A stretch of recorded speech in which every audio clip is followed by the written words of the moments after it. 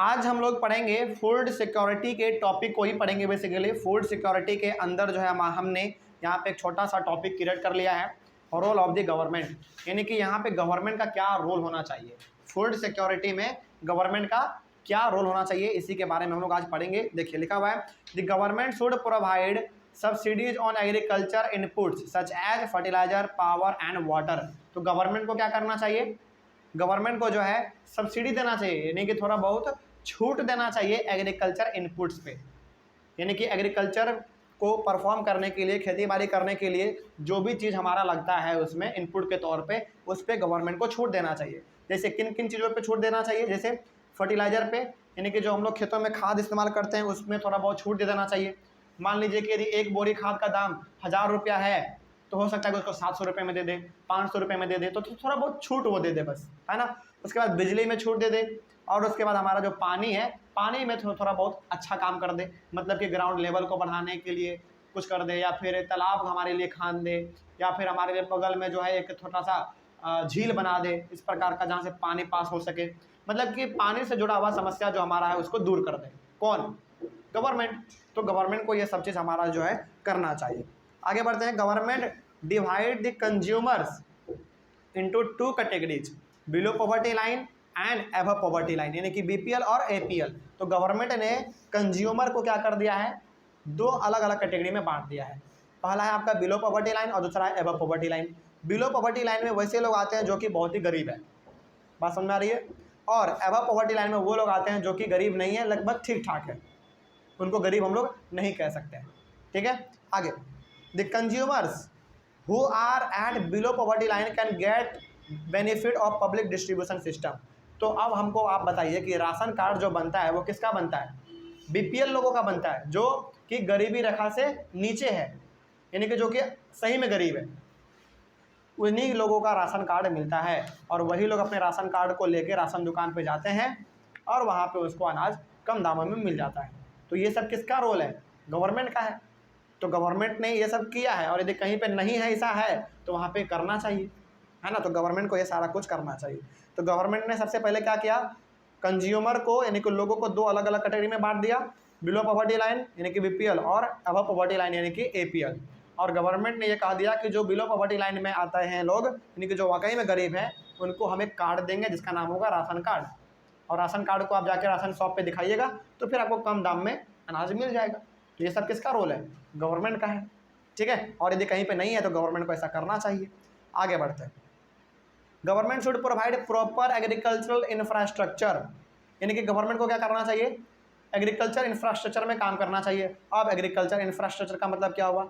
Agriculture infrastructure का मतलब ये हो गया कि एग्रीकल्चर में जो भी समस्याएं हैं उसको दूर करो। जैसे मान लीजिए यदि पानी का समस्या है तो पानी का समस्या दूर करो, लोगों के पास मोटर नहीं है तो मोटर का समस्या दूर करो, फर्टिलाइजर बहुत महंगा मिल रहा है तो फर्टिलाइजर का जो प्राइस है उसको कम कर दो। यही सारा चीज़ हमारा कहलाता है एग्रीकल्चरल इंफ्रास्ट्रक्चर।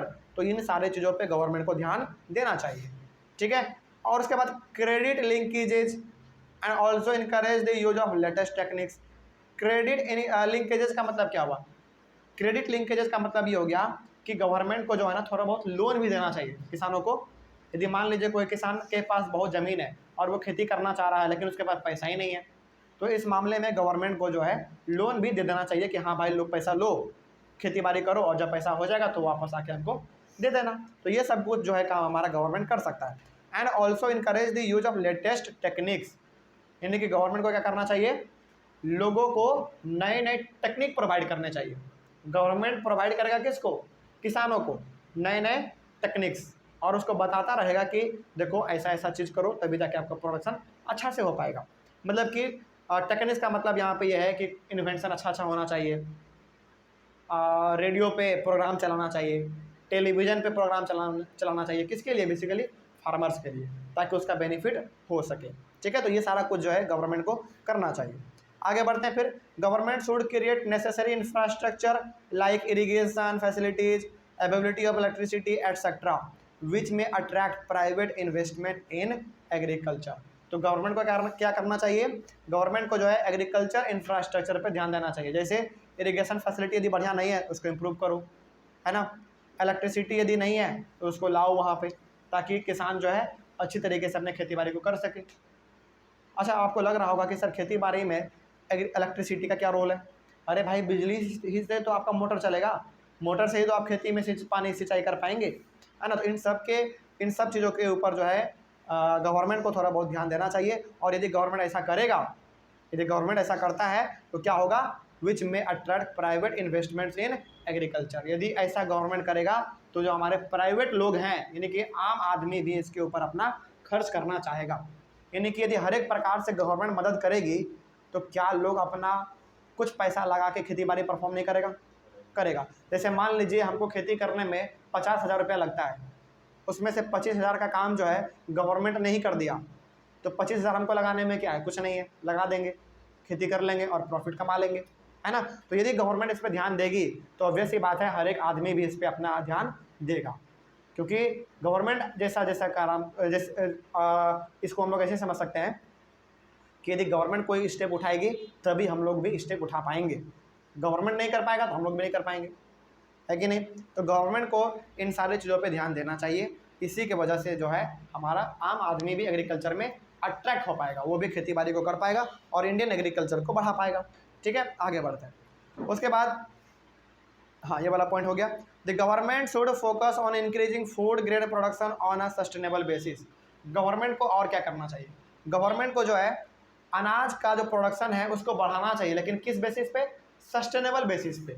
सस्टेनेबल बेसिस का मतलब ये हो गया कि अनाज के प्रोडक्शन को इस प्रकार से बढ़ाओ कि आज जो हमारा डिमांड है अनाज को लेकर वो भी फुलफिल हो जाए और आने वाले जनरेशन के लिए भी उसको बचा के रख दिया जाए, यानी कि बफर स्टॉक के तौर पे अनाज को स्टोर करके रख दिया जाए। इसी को हम लोग कहते हैं सस्टेनेबल बेसिस। और समझ में आ गया। तो यहाँ पे आपने क्या समझा लास्ट वाले पॉइंट में, लास्ट वाले पॉइंट में बेसिकली ऐसा ये लिखा गया है कि गवर्नमेंट को इस प्रकार से अनाज का प्रोडक्शन करवाना चाहिए या फिर उसमें कंट्रीब्यूशन करना चाहिए कि हमारा जो प्रेजेंट डे में अनाज को लेकर डिमांड है लोगों का वो भी फुलफिल हो जाए और आने वाले जनरेशन के लिए भी अनाज को बचा के रख दिया जाए। तो ये सारा का सारा काम गवर्नमेंट को करना चाहिए, तब जाके हमारा इंडियन एग्रीकल्चर इम्प्रूव हो सकेगा। ठीक है, तो ये कुछ ऐसे पॉइंट्स थे जो कि पूरी तरीके से गवर्नमेंट इस पे अपना योगदान दे सकता है। ठीक है, चलिए अगले वाले क्लास में हम लोग डिस्कस करेंगे कि कुछ समस्याएं हैं एग्रीकल्चर को लेकर, इसके बारे में। ठीक है, चलो थैंक यू वेरी मच।